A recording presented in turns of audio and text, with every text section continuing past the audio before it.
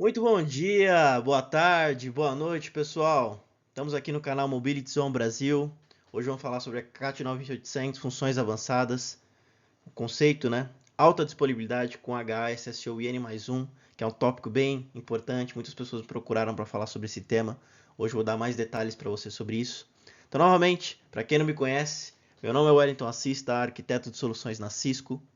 CCI Wireless, CWNE Expert na parte Wi-Fi. Sou responsável pelo portfólio de Enterprise Networks na Cisco Brasil. Leia Wireless, Switching, SD Access, ISE, Meraki. Isso tudo podem contar comigo, que eu estou à disposição para auxiliá-los. Bom, pessoal, antes de iniciar o meu vídeo, queria lembrá-los que é muito importante que você se inscreva, que você dê o like e que você comente nesse vídeo aqui embaixo, que é muito importante o seu feedback para eu estar melhorando aqui o conteúdo, a abordagem, tá abordando os tópicos que vocês têm interesse. E vamos lá, porque a gente tem muita coisa para falar aqui sobre alta disponibilidade com SSO e N+1. Bom, pessoal, novamente o tópico que a gente está falando agora é sobre funcionalidades avançadas da controladora 9800, né? A gente vai entender um pouco mais sobre funcionalidades avançadas. No vídeo anterior eu comentei sobre que o OS avançado é Application Visibility Control, importância de você habilitar no seu ambiente. E agora a gente vai falar sobre o SSO e N+1, tá bom? Alta disponibilidade, SSO e N+1. Vamos entender sobre isso agora. Agenda. Esse tópico é tão interessante que ele tem uma agenda própria, tá? A gente vai falar sobre a visão geral do HSSO, as conexões que devem ser feitas, as topologias suportadas, cenário de falha e comportamento, como configurar isso pela controladora, pelo DNA Center. Não é lab, pessoal. Continua sendo aqui uma configuração. E uma série de pontos do N+1, o deployment híbrido, que é muito comum. Posso ter um N+1 em SSO, como ficaria o meu cenário? Eu vou explicar para vocês uma série de pontos aqui, exemplificando todos eles, para que vocês tenham essa visibilidade. Legal? Tá, pessoal. Antes de iniciar esse tema, eu queria lembrar do novo normal. Acho que não o novo normal, né? Mas desde que eu comecei na área de tecnologia, isso já fazem 14 anos, a gente busca o tempo de inatividade zero, né? Cada vez mais a Cisco ela foi evoluindo no intuito de trazer novas funcionalidades para quê? Para reduzir o impacto. Pô, olha, como assim reduzir esse impacto? É evitar, por exemplo, que a sua operação ela tenha uma falha. Por exemplo, com eventos não planejados, uma falta de energia, uma falha de rede ou no controlador. Como é que eu mantenho meu ambiente operacional numa situação como essa? Como é que eu mantenho a disponibilidade nos access points, que ele continua atendendo os clientes, ou que meus controladores têm uma redundância ali entre os data centers para eu ter a disponibilidade.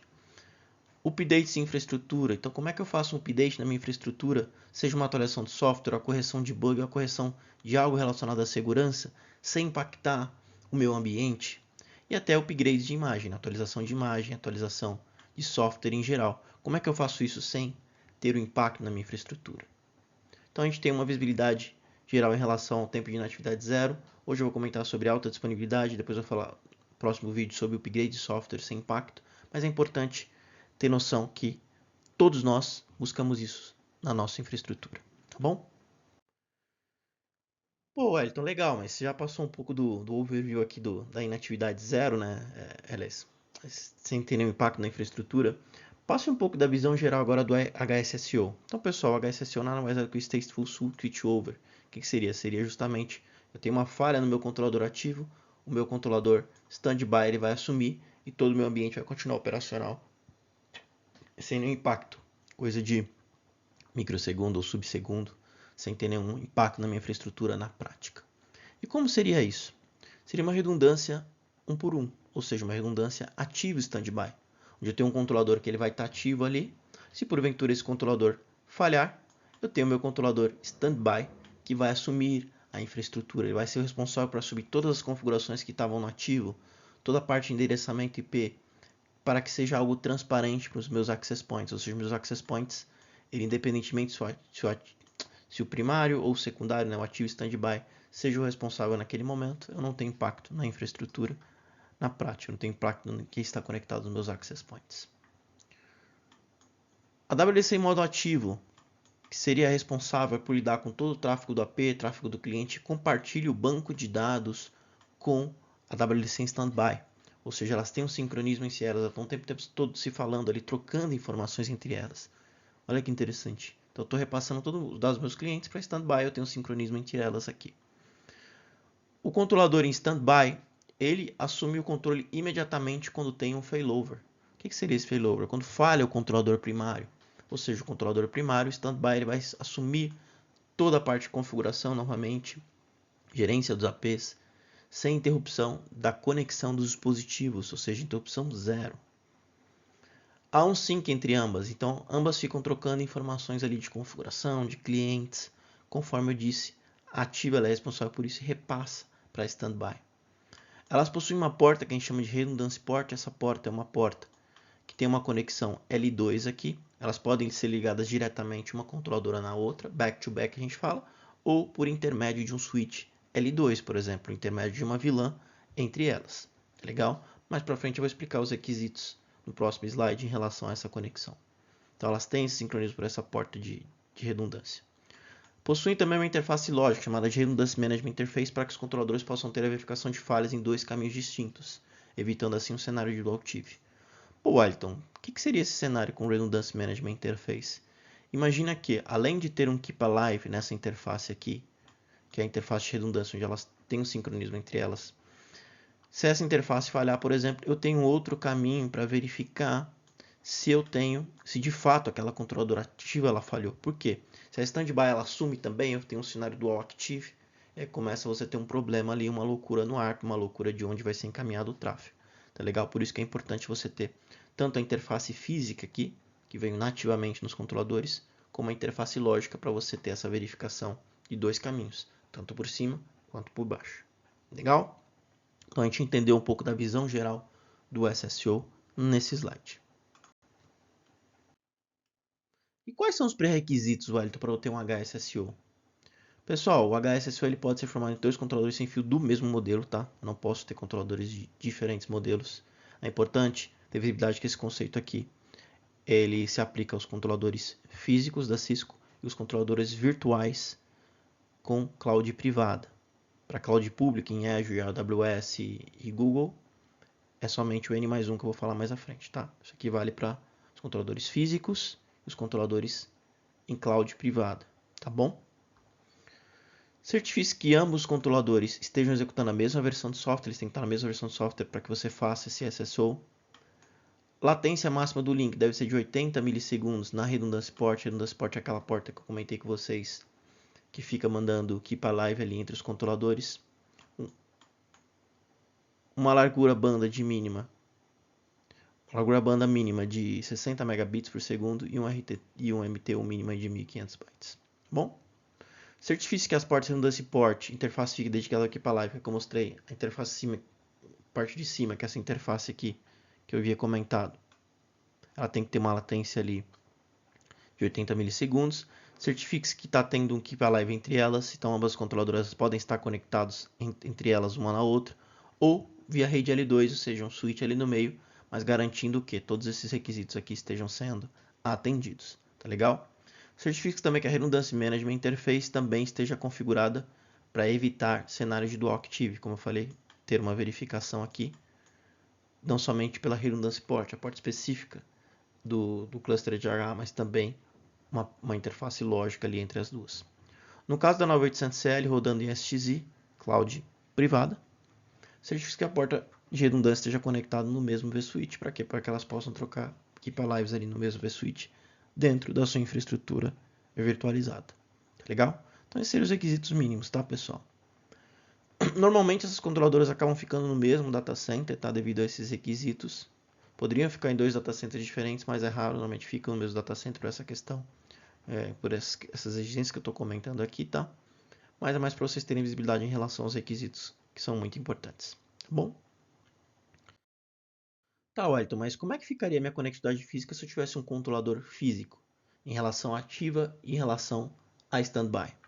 Basicamente, eu vou ter uma controladora ativa aqui, uma controladora standby. Conforme eu falei, eu vou ter uma conexão que a gente chama de RP, que eu posso conectá-las diretamente ou conectá-las por intermédio de um switch, como vocês podem ver aqui. Isso vale para 9840 ou 9880. E eu posso, nessas controladoras, ou ter uma interface Gigabit UTP, ou ter uma interface SFP para eu ter essa porta de redundância, essa porta que vai trocar informações de sincronismo entre as controladoras e monitorando quem está ativo e quem está standby. O failover ele é menos de 1 segundo, então tem zero interrupção do SSID, e os únicos SCP suportados para isso são os que estão aqui embaixo. Bom, conexões físicas na Catalyst 9800L para o HSSO. Então, poxa, Wellington, eu não tenho a controladora 9840 nem a 80, eu tenho a L. Como é que ficaria essa conexão? Então, basicamente, pessoal, ela tem uma interface aqui dedicada também, onde eu troco essas informações de Keep Alive da mesma forma que a anterior. Pode ser uma interface física, interface Ethernet nesse caso aqui, né? Ou existem dois modelos de controladoras, né? A de cobre e a de fibra. Lembrando que o SSO tem que ser do mesmo modelo, tá? Eu não consigo fazer SSO em modelos diferentes, mesmo para 9800L, tá bom? E aí eu posso ter um switch aqui para trocar essas informações de Keep Alive, conforme eu falei com vocês, respeitando aqueles intervalos de tempo, aqueles pré-requisitos que eu comentei anteriormente. Tá legal? Podem ser na mesma localidade ou entre data center, desde que você respeite aquela questão que eu comentei dos tempos, tá bom? Beleza, pessoal? Passando um pouco mais aqui. Quais são as topologias suportadas? Pô, olha, como é que eu integraria minhas controladoras 9800, as físicas, né? Não a virtual, porque a gente vai falar virtual no próximo slide. Basicamente, pessoal, se eu tenho um VSS, que é o cenário mais comum e o cenário até o mais recomendado. Então imagina que no VSS eu tenho aqui um 9500, eu tenho um outro 9500, e esses dois 9500 aqui, eles estão trabalhando com uma única unidade lógica, ou até, por exemplo, um Nexus com VPC, por exemplo. Imagina que eu vou cruzar os cabos. Então, eu tenho 10 GB aqui, 10 GB aqui. Eu vou fazer um link aggregation de 20 GB, por quê? Basicamente, o meu controlador ele vai estar vendo esses dois switches com uma única unidade lógica. Então, ele está fechando um link aggregation de 20 GB para esses dois switches 9500, porque ele está vendo como um único elemento, assim como o VPC, por exemplo, do Nexus. Bom, ou eu poderia não fazer esse cruzamento e ligar diretamente no switch 2, ligar diretamente no switch 1, que é menos comum, porque nesse caso aqui você tem justamente os dois switches trabalhando com uma única unidade lógica. Porém, pode ser você cliente que você tem uma questão física, uma questão que esse switch está no DC01, está no DC02 dentro do seu site, por exemplo, e você não tem como passar fibra de um lado para o outro. Aí você poderia ligar diretamente cada um dos switches 9500 nesse caso aqui, tá bom? E por último seria o cenário com HSRP. Poxa, Wellington, eu não tenho esse cenário com uma única unidade lógica aqui na minha camada de core colapsado, ou na minha camada de distribuição. Eu tenho basicamente dois elementos que trabalham com HSRP, ou seja, eu tenho um IP ativo, um IP virtual não ativo, um IP standby. Aí nesse caso você precisaria fechar o port channel de forma individualizada para cada um dos switches, porque eles basicamente não trabalham com uma única unidade lógica. Tá bom? Beleza, pessoal? Seguimos. Tá, Wellington, mas eu tenho a 9800EL, a 9800 em cloud privada, e eu gostaria de ter o SSO. Como é que ficaria a minha conexão? Então, pessoal, note que a 9800EL ela tem basicamente três interfaces, tá bom? Uma interface que a gente chama de gerência out of band, outra interface que a gente chama de wireless management, basicamente para gerenciar os APs, conversar com os APs. E a interface do meio aqui seria justamente a redundância port, a interface de redundância que vai trocar os keep alives entre elas.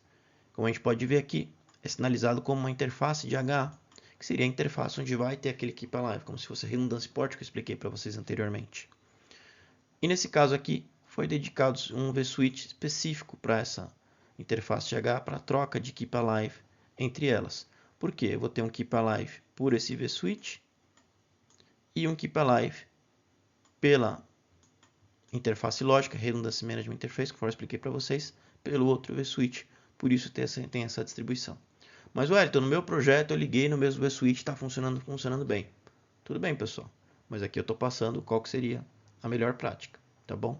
Simulando um cenário, como se fosse um cenário de conexão física mesmo. A gente vai ter uma conexão para redundância port, uma conexão para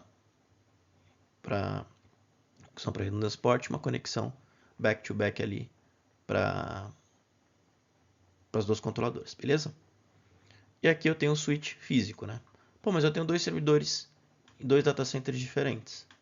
Beleza, você pode ter um data center, um HSSO, no outro data center um HSSO, vou explicar sobre isso. E aí você tem uma interface de H novamente entre esses dois data centers e um switch interconectando os dois ali, como a gente pode ver aqui. Tá bom? Que eu tenho a redundância inter-hosts, né? Não estão todos no mesmo host, são hosts separados dentro do meu ambiente de VM. Ah, Wellington, mas você falou da Redundância Management Interface, mas você não deu o exemplo de conectividade dessa Redundância Management Interface e como ela deve operar na prática. E aqui é onde entra mais detalhes sobre ela, tá, pessoal? Então, basicamente, se eu tenho somente a redundância port, ler aquela interface física que interconecta as duas controladoras por meio de um switch ou back-to-back, conforme eu falei, se um heartbeat falhar, o que vai acontecer? Se, por exemplo, essa interface falhar o heartbeat entre elas, novamente, o que vai acontecer? Essa vai entender que ela tem que ser ativa, você vai ter um problema. Por isso que tem a RMI para quê? Justamente você ter essa verificação lógica de outro caminho para evitar o dual active, conforme eu comentei anteriormente.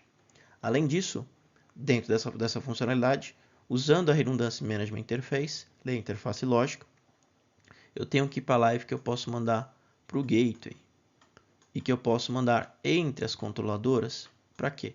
Para eu validar se de fato a ativa não falhou e a standby tem que assumir. Então é bem importante ter essa visibilidade para evitar dual active. Então, se no seu projeto você não tem redundância port com RMI, lembre-se que isso é muito importante. Se a sua redundância port, se você tiver só a dependência da redundância port, se essa redundância port falhar, o que vai acontecer com o seu controlador? Vai entrar no cenário dual active e você pode ter um problema ali, tá bom? Por isso que a redundância management interface é recomendada para todos os projetos, tá bom? Mas, Wellington, como é que ficaria a minha interconexão nesse caso, né? Então, imagine o seguinte, eu vou ter aqui a conexão das interfaces físicas, né? O link aggregation que eu falei para vocês, tá legal? E eu vou ter uma conexão back-to-back na redundância port, que pode ser por intermédio de um switch L2, desde que respeitando aqueles tempos que eu comentei anteriormente. Beleza? E aí, basicamente, os controladores vão estabelecer uma sessão entre eles, que a gente chama de RMI TCP Session, onde eles vão verificar tanto pela redundância port quanto pela redundância port quanto pela redundância management interface. Eles vão ter dois caminhos para evitar o cenário do active. Mesma coisa aqui, posso ter um switch L2 aqui e posso ter um switch L2 aqui também. E aí a gente tem as duas conexões e aqui é um exemplo de como deve ser conectado. Tá bom? Tá, Wellington, mas o que aconteceria, por exemplo, se eu tivesse uma falha? Como é que seria o comportamento do meu HSSO? Lembrando que eu tenho um ativo e standby. Aqui a gente tem um exemplo, pessoal. Operação normal, eu vou ter minha controladora ativa aqui. Minha controladora ativa ela tem uma interface de gerência da rede wireless, uma interface Redundância Management Interface, que é novamente aqui uma interface lógica de Keep Alive entre os controladores. Eu vou ter na controladora standby outra interface de gerência e outra interface de redundância. E basicamente o IP virtual vai ser o IP da controladora ativa, da controladora principal desse cluster aqui, ativo standby. Note que é o IP 130, tá bom? E o AP basicamente ele vai ver somente esse IP na prática, tá bom? Se porventura a primária falhar, o que vai acontecer? Esse IP 130, que era o IP da ativa primária, vai ser assumido pela secundária. Então a secundária não vai entrar com o IP 133 nativo dela, ela vai entrar com o IP 130, que é o IP do cluster, que é o IP que estava nativa na primária, tá bom? Quando a primária retornar, basicamente, a secundária vai continuar mantendo aquele IP e quando a secundária falhar, a primária vai assumir aquele IP virtual naturalmente. Lembrando que você pode forçar um failover, você pode colocar uma prioridade maior em relação a ativo e standby, eu vou comentar com isso mais à frente, mas aqui é o entendimento básico em relação à operação de um SSO. Note que o Access Point ele enxerga somente um endereçamento IP. Ele não enxerga os dois controladores, ele enxerga como se tivesse uma controladora somente. Isso é muito positivo. Tá bom? E lembrando que eu tenho um L2 entre as controladoras wireless, pode ser um switch aqui, aqui ou aqui. E aí é onde elas fazem a troca de Keep Alive com Config Sync usando a Redundância Port, que eu expliquei para vocês anteriormente. Beleza? Tá, Wellington, como é que eu configuraria esse HSSO na 9800? Primeiro, eu instalei a 9801, certo? Instalei a 9802, que está aqui embaixo. E eu consigo ver aqui que as duas estão como o SSO non-redundant. Ou seja, basicamente elas estão trabalhando de forma individual. Uma controladora de um lado, outra de outro. Então cada uma com seu IP ali, não estão entendendo que elas estão trabalhando em modo ativo standby. Elas estão em modo standalone.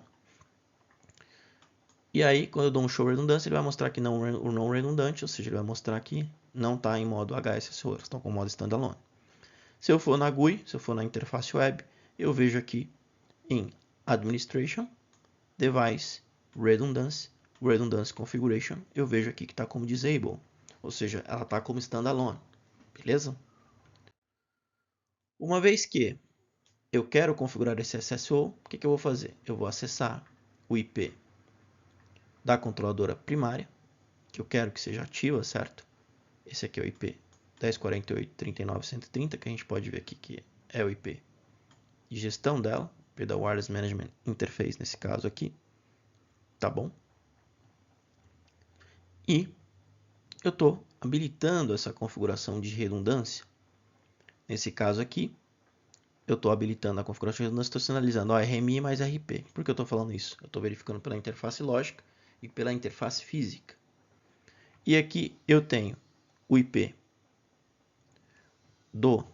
Qual que é o IP da RMI do chassi 1? 131, certo? Qual que é o IP da RMI do chassi 2? 132. Que é onde eles vão fechar aquela seção de RMI TCP que eu mostrei anteriormente. Beleza? Qual que é a interface de H? A Gigabit 3. Você quer habilitar um Management Gateway Failover, que é aquela verificação do gateway se ele está ativo ou não, que é bem importante também. E por último, na Redundancy Port ele vai criar um IP aleatório, tá pessoal? Como se fosse um IP de pipa, que é por lá que ele vai trocar aquele IP para lá e fazer aquele sync, por quê? É um back-to-back ali, eu não preciso de um endereçamento IP válido, diferentemente da RMI e diferentemente da interface de gestão, tá bom? E aqui eu coloco a prioridade do chassi. Nesse caso, a minha controladora primária ela tem maior prioridade, por isso que ela está com a prioridade 2, ou seja, ela é que tem que ser ativa no momento do estabelecimento do cluster, tá bom? Então aqui a gente tem um pouco dessa configuração de habilitando a função dentro da controladora primária. Olha, aqui na secundária, note que a secundária eu acessei pelo IP 133, como a gente pode ver aqui, o IP 133, e aqui eu coloquei RMI para o chassi 1, 131, certo? RMI para o chassi 2, ou seja, para essa controladora, 132. Qual que ela vai ser o chassi? Esse é o chassi número 2, então estou sinalizando essa aqui é número 2, para quê? Para justamente respeitar o IP que está aqui, tá bom? Vou habilitar o Gateway Failover, já expliquei para vocês, e a Redundancy Port vai pegar o IP de pipa para ter aquele sync entre elas, não precisa ser um endereçamento IP válido, a controladora cria isso automaticamente. E aqui eu coloco a prioridade menor, que é a prioridade 1, ou seja, ela vai trabalhar como standby e a outra vai trabalhar como ativa. Note que a configuração, de fato, ela é uma configuração relativamente simples. Basicamente, eu preciso garantir que aquela conectividade ela esteja ok para estabelecer o meu cluster aqui com SSO. Tá bom? Monitorando o HSSO. Então, uma vez que eu estabeleci essa alta disponibilidade, esse cluster ativo standby, esse stateful switchover que a gente comentou anteriormente, eu vou acessar a controladora ativa pelo IP da primária. Note que é o IP 130, eu mantenho o IP 130. E quando eu vou aqui em General System, seleciono Redundancy, direto na web, eu vejo quem é a controladora ativa é o chassi número 1, que foi o que a gente determinou na configuração anteriormente. Quem é a controladora Standby é o chassi número 2. Qual que é a prioridade? A prioridade maior é a que tem que trabalhar como ativa, que no caso é o chassi número 1. Qual que é o IP da Redundancy Port? Esse IP pipa aqui, que é um IP, como eu falei, só para que palavra entre elas não precisa ser um IP válido. Qual que é o IP da RMI? Redundancy Management Interface, que vai trocar aquele IP live novamente, usando a interface lógica, para você ter dois caminhos de verificação e evitar um cenário dual active. Aqui eu sei que eu estou acessando a controladora ativo, ela está como standby, ela está como standby hot, ou seja, ela está, se der algum problema, ela assume ali automaticamente. A unidade que eu estou acessando é a primária nesse momento. Eu estou com uma configuração de SSO habilitada. Eu estou com o meu modo de redundância operando normalmente. Ah, Wellington, mas, poxa, eu tenho um DNA Center aqui no meu ambiente, ou Catalyst Center agora, né? Como é que eu faria isso? Que eu vou dar um exemplo, tá, pessoal? Então, adicionei as duas controladoras, controladora 1, controladora 2, tá? Eu tenho que certificar que ambos estão sendo gerenciados no inventário do DNA Center. Depois, eu vou em Provision na controladora primária, como vocês podem ver aqui. Provisioning, configure WC HA, dentro de Actions Provision, né? Inventário. Aí eu seleciono aqui as mesmas configurações que eu estava vendo lá. Então, qual que vai ser, qual que é a interface primária do dispositivo? Qual que é a interface secundária, né? Então ele está selecionando aqui a controladora número 1, tá vendo? Qual que é o Redundancy Management IP? Qual que é a controladora secundária? Qual que é a interface secundária para ele fazer esse sync, interface de H? E qual que é o IP de redundância entre elas? Então note que basicamente eu tenho uma configuração similar. Cliquei em Configure HA, é justamente onde eu vou estabelecer ali o SSO, tá bom? Aqui ele já imagina que a RP esteja conectada corretamente, tudo isso, tá bom? Lembrando que esses endereçamentos IPs de gerenciamento da RMI, eles devem estar na mesma rede, tá? Não pode estar em redes separadas. Ponto bem importante.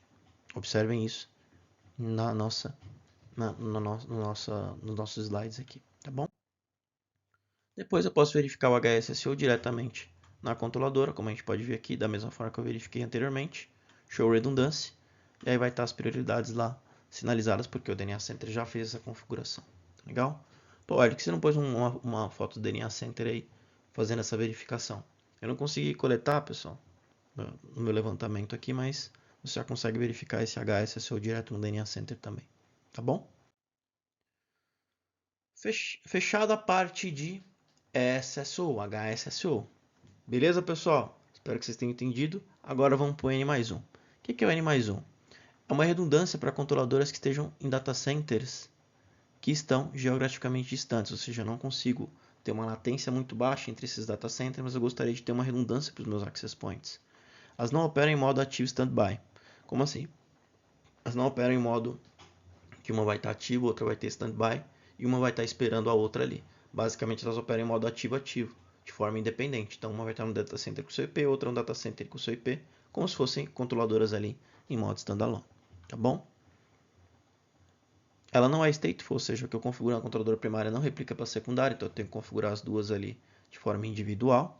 Tá legal? Então, o que eu configurei na primária, eu tenho que ir lá na secundária e fazer a mesma configuração para que ambas tenham as mesmas configs ali sincronizadas entre elas. Atualmente os APs eles podem carregar localmente as configs de tags, tá, pessoal? Vocês vão entender um pouco mais de config de tags mais à frente. Depois dos vídeos da funcionalidades avançadas eu vou falar sobre tag.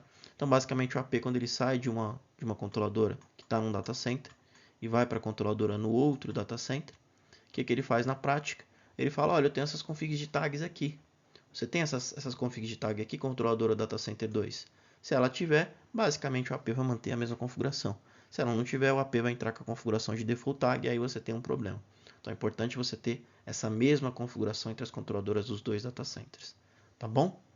Aqui eu tenho um exemplo de uma controladora no data center 1, outra controladora no data center 2, mas eu poderia, por exemplo, ter um par de controladora no data center, um par de controladora no outro data center e assim sucessivamente. Então eu posso ter N mais um em controlador em um data center e no outro.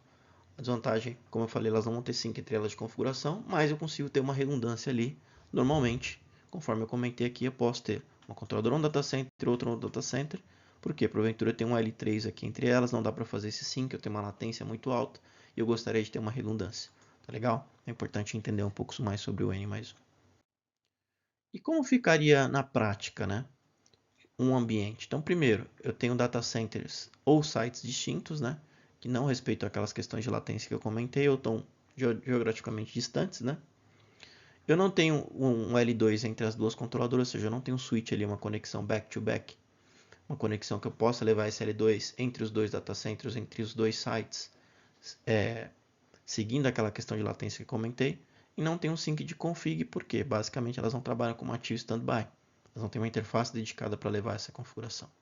Mas você tem a persistência de tag, mapeamento estático, ou por localização, ou por filtro, que eu vou comentar mais à frente. Ou seja, o AP ele recebe as informações de tag e ele leva isso para o controlador redundante. Tá legal? No caso anterior do SSO, como eu só vejo um controlador no cluster, basicamente o AP para ele só tem uma controladora ali que ele está vendo. Nesse caso não, tenho duas opções de controlador. E como é que ficaria isso na prática, Wellington? Me explica aí. Uma operação normal, tá? Então eu tenho data center 1, eu tenho data center 2, eu tenho o IP físico aqui dessa controladora 1, o IP físico dessa controladora 2, nossa, que são IPs de ranges diferentes. E no Access Point eu tenho duas opções de controlador. Lembre-se que no HSSO tinha uma opção de controlador. O que vai acontecer? A primária vai ser o IP do Data Center 1, a secundária vai ser o IP do Data Center 2. Para o site 2, a primária vai ser o Data Center 2, a secundária o Data Center 1. Poxa, Wellington, mas eu poderia ter SSO no Data Center 1 e SSO no Data Center 2? Sim, pessoal, você poderia ter essa possibilidade também. Basicamente, na configuração do AP, ficaria dessa mesma forma, tá bom? Na situação da primária, o Data Center 1 falhar, o que vai acontecer? A AP do site 1, que é a primária do Data Center 1, ela vai buscar a controladora do Data Center 2. Da mesma forma, se o Data Center 2 falhar, ou perder a comunicação com a controladora do Data Center 2, o AP secundário, que está aqui atrás de mim, ele vai buscar a do Data Center 1. Tá legal? Então note que é um cenário ali de ativo-ativo na prática. Beleza? Outro ponto, quando eu tenho esse cenário, é importante eu configurar o Mobility Group, que é um sync de informações entre as controladoras, principalmente se eu tenho APs ali em áreas diferentes que estão em controladoras diferentes dentro do mesmo site. Normalmente você tende a segregar, aquele site vai para a controladora 1, aquele site vai para a controladora 2, da mesma forma que eu expliquei anteriormente. Porém, se você tiver essa possibilidade de transição de algumas APs para outra controladora, é importante você configurar o Mobility Group para ter o sync entre elas. E o Mobility Group é importante também, principalmente se você tem controladoras virtuais, porque o hash que está na controladora virtual ele é enviado para os APs. Para quê? Para você evitar problemas de associação, problemas de transição, principalmente no cenário que você tem controladoras virtuais. Tá bom? Basicamente, o Mobility Group nada mais é que um sync entre elas. Para quê? Para que os APs tenham a informação da controladora redundante e que eles trocam informações de quem está conectado aonde, entre elas, mesmo não tendo um SSO ali estabelecido. Tá bom? Como é que ficaria essa configuração? Eu vou lá em Configuration Wireless Mobility, vejo meu Mobility Group Name, vejo, se aqui for SSO, tá pessoal? Se for mais um, você pode colocar o MAC address padrão. Vou em Peer Configuration, clico em Add, adiciono a controladora secundária, MAC address da secundária, qual que é o IP público, IP privado, qual que é o group name. Eu não gosto de deixar o default, tá, esse group name. É importante você alterar, colocar o group name do seu cliente que você está implementando. E aqui eu coloco a hash, se for a 9800 virtual, por exemplo, porque essa hash vai fazer com que o AP aprenda a informação do certificado e possa se associar naturalmente sem ter nenhum tipo de erro.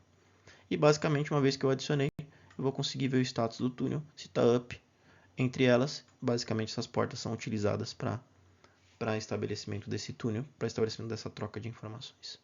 Beleza? Configuro dos APs primária e secundária. Então, nos APs, conforme eu mostrei anteriormente, eu preciso ter a informação de quem é primária e quem é secundária. Quem é minha primary controller, quem é minha secondary controller. Isso eu posso fazer via global, no AP Profile na 9800, onde eu coloco a primary controller e a secondary controller, isso vai valer para todos os APs, tá? Ou eu posso fazer diretamente no AP na configuração ali local, dentro do HA do AP, tá bom? Eu acho essa forma número 1 mais prática, sendo bem sincero com vocês, do que configurar AP por AP, mas tem as duas possibilidades, como vocês podem ver aqui, tá bom? Aí basicamente o AP ele vai entender, essa aqui é a minha primária, essa aqui é a minha secundária, assim como naquele slide anterior que eu mostrei para vocês, exemplificando um processo de file, um processo de transição entre os dois sites, entre as duas controladoras. Tá, Wellington, mas eu fiquei na dúvida em relação à persistência de configuração com N+1. Existem algumas possibilidades, pessoal, uma vez que você configurou o AP com site tag, policy tag e o RF tag, basicamente esse AP ele pode armazenar essa informação com AP tag persistente, ou seja, ele vai carregar essa informação independentemente se ele está no controlador 1 ou se ele está no controlador 2, ele vai sinalizar, olha controlador 2, eu tenho essas tags aqui. Pô, legal, você tem essas tags, então você pode manter essa mesma configuração. Isso é bem importante. Então, se você tem umas versões 17.6 para cima, essa funcionalidade te ajuda num cenário de N+1, principalmente. Tá bom? Pô, Ailton, mas se essa controladora não tiver a informação da tag, aí o que vai acontecer? O seu AP vai cair na tag default. Isso é ruim. Por isso que é importante no cenário de N+1 manter uma paridade de configuração entre as duas controladoras. Beleza? Você pode também fazer um mapeamento estático, tá? Por que seria um mapeamento estático? Se a gente lembrar na controladora iOS, a gente tinha os Flex Connect Groups que a gente tinha que cadastrar o MAC address numa controladora e o MAC address na outra controladora. Agora o que acontece? Na 9800 eu posso ter o tag persistência, que é altamente recomendado porque armazena no AP. Eu posso ter um mapeamento estático. O que é esse mapeamento estático? Basicamente eu coloco os MAC address na controladora 1, na controladora 2 e eu coloco a informação do MAC address de cada AP. Eu posso importar isso, tá, pessoal? Posso importar isso com o Excel dentro da controladora e ele vai ter o policy tag, o site tag e o rf tag. Basicamente, quando o AP sair da controladora 1 e ir para a controladora 2, a controladora vai ter o MAC address AP e vai jogar aquelas configurações de policy tag, site tag e rf tag, porque ele tem aquele mapeamento estático, tá bom? E o filter nada mais é do que você criar como se fosse uma regra. Se o AP tiver com o nome floor 1, floor 2 ou floor asterístico, ele vai receber sempre essa policy tag, essa site tag e essa rf tag automaticamente. Note as possibilidades que mesmo no cenário de N+1 eu consigo ter com redundância. Lembrando que é importante ter aquela questão de paridade na configuração, como eu bem comentei com vocês. Tá bom?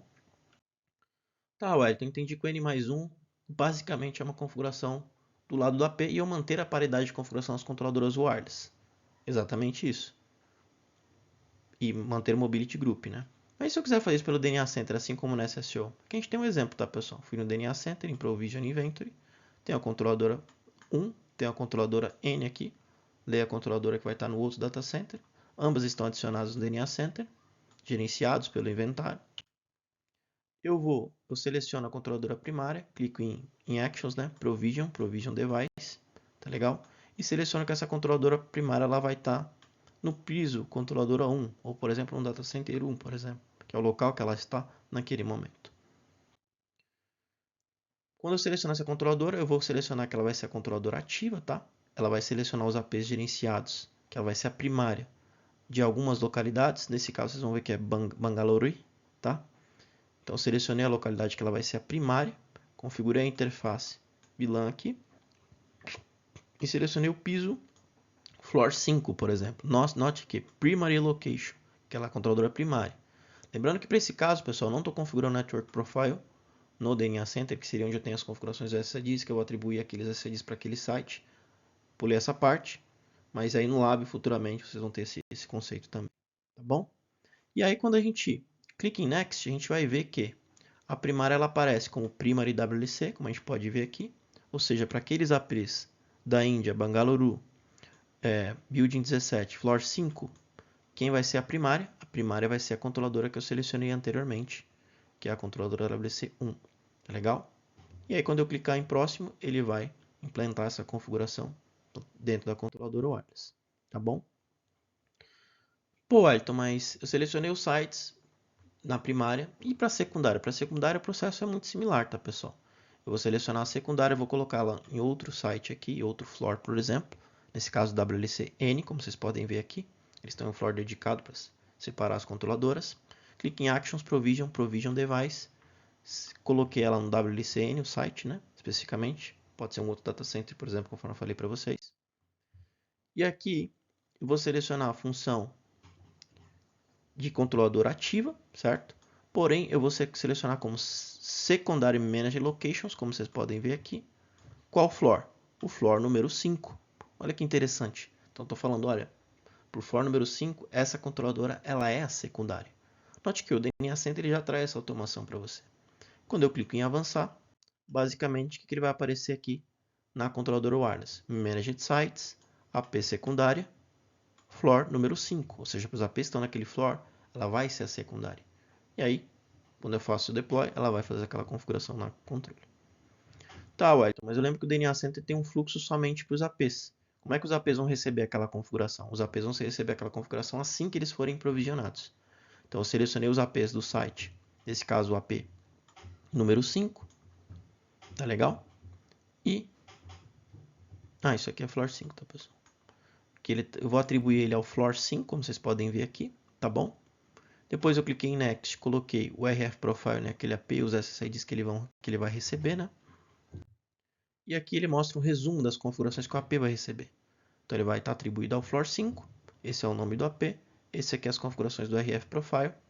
E aí, quando eu vejo a controladora em si, quando eu vejo a configuração da 9800, primeiro, eu vou ver que ele aplicou aqui o SSID Enterprise N+1 na controladora 1, na controladora 2, Pô, Ayrton, mas esse nome maluco aqui que o DNA Center criou. Pessoal, esse é o meu DNA Center, tá? Que eu tenho aqui em casa no meu laboratório. Você pode colocar o profile name e o nome do SSID que você quiser. Você pode customizar isso. Não tem problema. Hoje nas versões mais novas do DNA Center você pode fazer tudo isso automatizado por ele, da forma que você quiser. Também é importante notar que aqui os meus WLAN profiles, os meus SSIDs são diferentes. Feito via DNA Center. Tá bom? Aqui seria um slide onde eu estou vendo que ele configurou o Policy Profile na controladora 1, Policy Profile na controladora 2, podem ver que é o mesmo. Ele configurou aqui o Policy Tag na controladora 1 e na controladora 2, pode ver que é o mesmo. Lembrando que isso pode ser customizado pelo DNA Center, ou você pode determinar o nome da tag que você quer aplicar dentro do Network Profile do DNA Center. A gente vai ver isso no lab depois. E aqui no Site Tag ele colocou o mesmo nome, tá bom? Note que basicamente são configurações equivalentes. E aí dentro do AP justamente ele colocou a configuração da primária e da secundária. Para quê? Para que o AP tenha essa visibilidade de transição entre elas. Tá bom? Tá, Wellington, mas qual que é a diferença entre o SSO versus o N+1, né? Então, cliente SSO, como eu falei, o SSO ativo standby, os benefícios são: o estado do cliente ele é sincronizado, o estado do AP é sincronizado, você não tem tempo de inatividade nenhum, a sincronização de configuração existe. Basicamente, apenas uma WC é configurada, porque a configuração é replicada para o par. Esses são os requisitos que eu já expliquei para vocês anteriormente.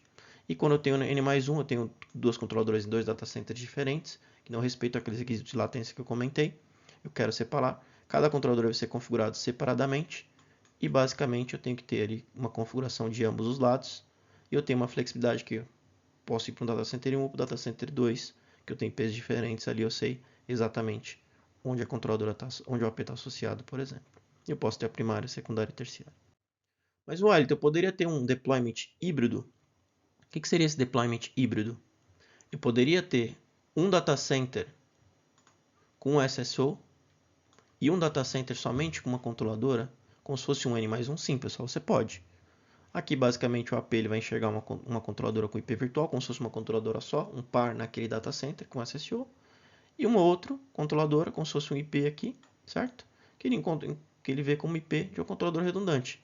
Aqui, basicamente, ele vai ver o seguinte: data center 1, controladora data center 1, como se fosse um par, vai ver uma só, porque eu estou em SSO, e data center 2 como uma possibilidade, como se fosse uma controladora redundância com N+1. Então, isso é essa possibilidade. Então, você pode ter um HSSO num data center e uma controladora só no outro data center. Se você precisar, por exemplo, fazer alguma economia, por exemplo, ou você pode ter dois pares de HSSO também, não tem problema nenhum. Tá legal? Desde que, conforme eu falei, entenda esse conceito, você vai saber que você tem outras possibilidades. Beleza? E aí, qual que é a importância do HSO N+1, né, em relação ao tempo que a rede poderia ficar inativa, uma falha upgrade? Eu vou falar sobre o upgrade mais à frente, mas aqui seria um exemplo. Se eu tiver uma controladora standalone, basicamente se eu fosse a controladora falhar, os APs eles vão entrar em modo standalone, vão continuar provendo conectividade. Obviamente que alguns serviços eles podem não ter totalmente disponibilidade, como autenticação, por exemplo, via AIS. No N+1, basicamente quando eu faço o upgrade eu não tenho problemas, porque eu estou fazendo nenhuma e uma controladora a outra vai assumir o ambiente. Assim como o SSO pair, eu tenho um recurso chamado SSU, que eu vou explicar no próximo vídeo, que eu consigo garantir essa redundância sem você ter um impacto ali na sua infraestrutura. A ideia é você ter um zero downtime, com o upgrade das controladoras com SMU, que seria basicamente a instalação de um patch na controladora, ou um APSP, que seria um patch nos APs, sem você ter impacto, zero downtime, e no upgrade você ter todo o controle aí. Obviamente que com standalone você vai ter alguns minutos ali, por isso que é importante você ter sempre projetos com pelo menos N+1 para você evitar qualquer tipo de impacto em relação a esse upgrade. Assim como tanto no SSO quanto no N+1 você tem impacto mínimo aí, tá bom? Isso aqui, pessoal, eu vou deixar mais para o próximo vídeo, tá? Vou explicar isso aí no próximo vídeo em relação ao upgrade de software. E aqui, basicamente, quando você tem esse N+1 ou SSO, você evita eventos não planejados ou upgrades na infraestrutura que possam gerar um impacto. Você tem uma infraestrutura simplificada, onde você tem todo o controle ali, toda a disponibilidade que você precisa no seu ambiente. Tá bom? Pô, aí tem relação ao licenciamento, né? Independentemente, pessoal, se você tem SSO, ou se você tem N+1, ou se você tem um híbrido, conforme eu comentei, O licenciamento da 9800 ele é unificado na sua Smart Account. Então, você vai ter uma Smart Account. Se você tem duas controladoras 9800, você vai sincronizar a Smart Account. O Smart Account vai falar assim, imagina que você tem duas controllers, certo? Você tem o Smart Account da Cisco aqui. Basicamente, essa controladora vai falar, olha, eu tenho 50Ps. Essa aqui vai falar, eu tenho 50Ps. E a Smart Account vai falar, olha, ele tem licença para 150Ps. O que vai acontecer? Basicamente, você está compliance. Ah, mas eu adicionei outra controladora aqui e queria usar as mesmas licenças. Tudo bem. Você tem 50 licenças disponíveis. Ah, adicionei mais uma controladora. Tudo bem, não tem problema. O seu licenciamento ele é unificado na sua Smart Account, independentemente do número de controladoras que você tenha. Tá bom? O benefício é independente, como eu expliquei anteriormente. O licenciamento ele deve ser igual para todos os access points naquela controladora wireless. Tá bom? E lembre-se do valor agregado do licenciamento DNA para os APs, né? Principalmente o DNA Advantage, com utilização do DNA Center ou Merak Dashboard. Vou comentar isso mais à frente. Hoje a gente já consegue, a partir agora de abril, monitorar as controladoras 9800 também via dashboard da Merak. Tá legal? Isso é bem interessante. Só vale para os controladores físicos, não para os virtuais. Vou falar isso mais à frente. É importante vocês terem essa visibilidade também. Mas para quem tem um DNA Center, eu recomendo altamente usar o DNA Center para automatizar a sua rede Wi-Fi, ter a visibilidade da sua rede Wi-Fi, trazer todos os benefícios que o DNA Center traz, que eu vou comentar mais adiante com vocês. E se quiserem saber mais sobre o valor agregado do DNA Center ou dashboard da Merak com Cloud Monitor para sua infraestrutura, sua infra Wi-Fi, me busquem no LinkedIn e podemos aí fazer uma demo e mostrar a solução para vocês no seu ambiente. E será um prazer mostrar isso para vocês. Beleza, pessoal? E no próximo vídeo, pessoal, Catalyst 9800, upgrade sem impacto com ASSU hitless, Rolling AP upgrade. Vou falar um pouco sobre o ASSU, né? Basicamente, upgrade sem impacto aí no cluster da 9800 com HSSU.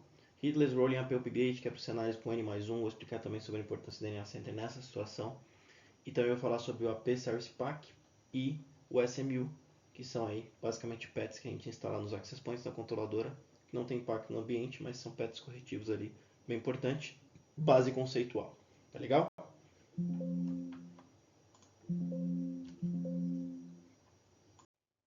Tá legal, né, pessoal? Mas e você? Já se inscreveu? Já deu like? Já compartilhou com seus amigos? Já comentou para que eu tenha o seu feedback? É muito importante para mim, vocês não têm ideia. Isso me ajuda muito.